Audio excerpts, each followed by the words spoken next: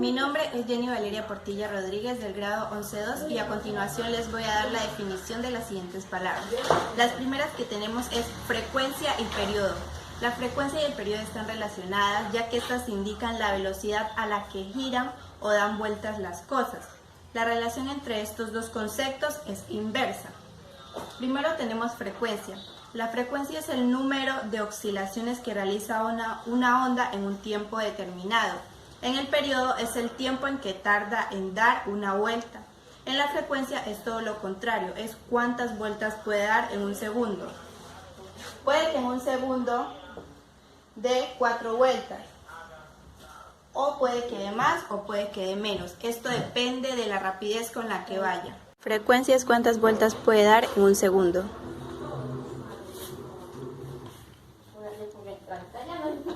El periodo es el tiempo en que tarda una onda o movimiento ondulatorio en completar una oscilación o un ciclo.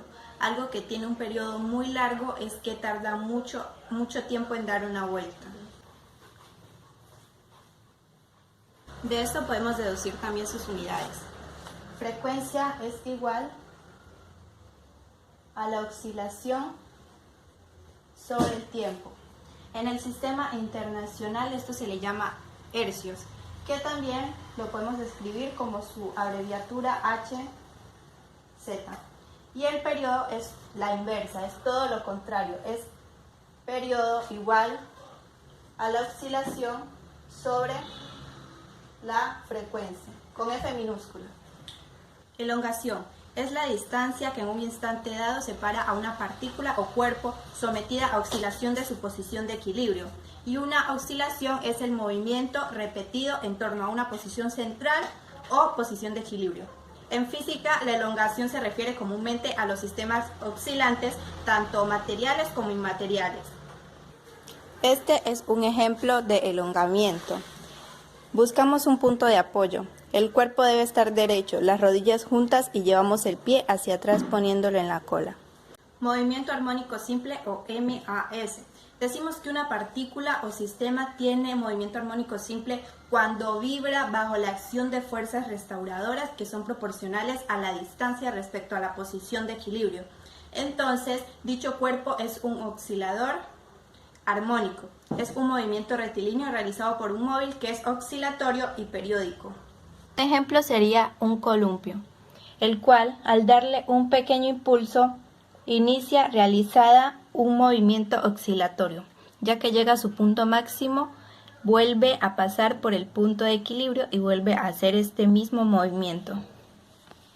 Dentro del movimiento armónico simple tenemos la oscilación y tiene que ser oscilatorio y periódico.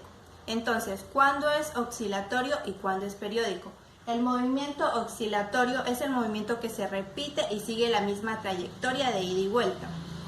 Aquí tenemos una pelota, la cual al darle un pequeño impulso va del punto A hasta el punto C, siguiendo la misma trayectoria de ida y vuelta.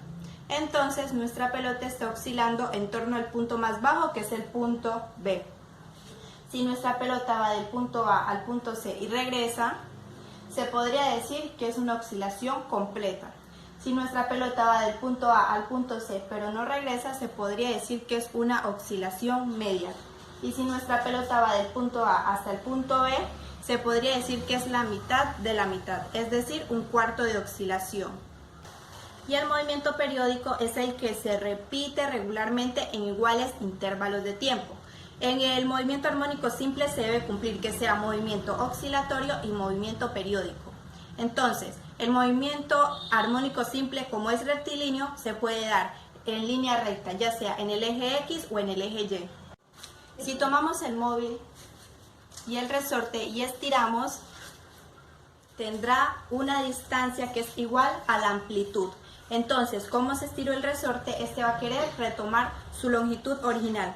Por lo tanto, va a ejercer una fuerza para retomar su longitud original y se podría decir que esa es la fuerza recuperadora que está presente en el movimiento armónico simple.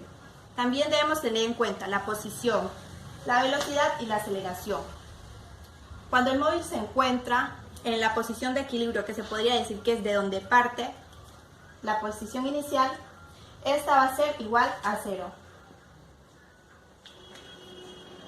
Si estiramos, su posición será la amplitud más A, con signo positivo ya que estamos a la derecha de la posición de equilibrio.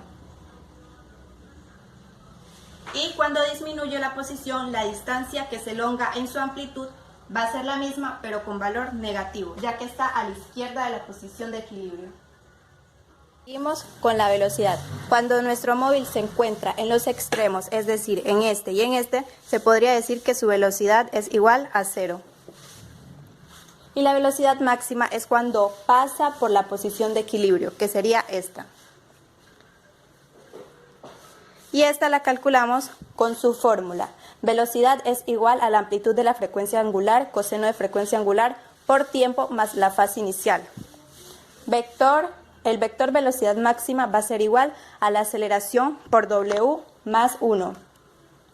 Por lo tanto, el valor máximo de velocidad va a ser igual a la amplitud por la frecuencia cíclica.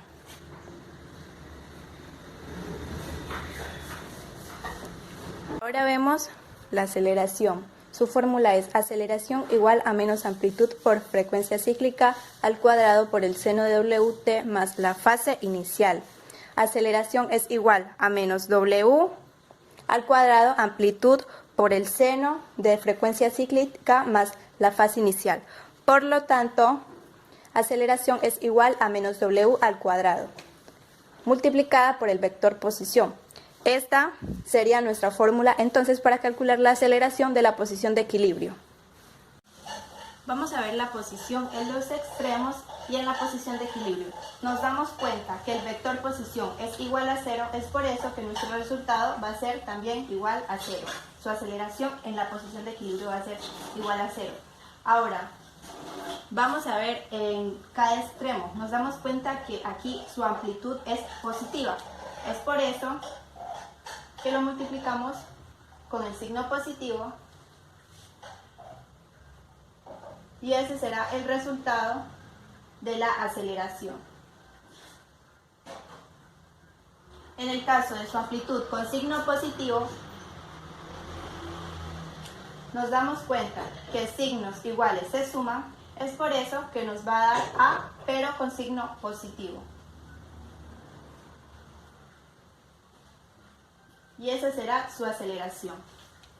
Luego tenemos el movimiento circular uniforme, cuando su trayectoria es una circunferencia y su velocidad angular es constante. Esto implica que describe ángulos iguales en tiempos iguales. Este ejemplo lo podemos llevar a cabo con un ventilador. Las aspas del ventilador giran uniformemente 90 vueltas por minuto. También debemos tener en cuenta el periodo que se representa con la T mayúscula y la frecuencia que se representa con la F minúscula. Constante elástica.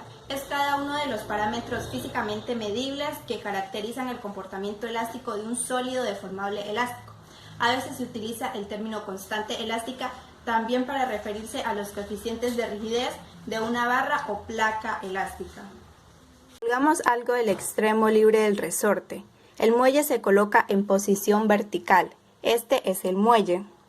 Del muelle desprendemos una masa, que es esta. Se suspende y este va a estirar un poco por acción del peso de la masa hasta que se alcanza la posición de equilibrio, es decir, que el peso de la masa hace que el muelle baje un poco. Mediante la aplicación de una fuerza adicional se produce un nuevo alargamiento y al soltar la masa aparece una fuerza recuperadora elástica que hace oscilar a la masa.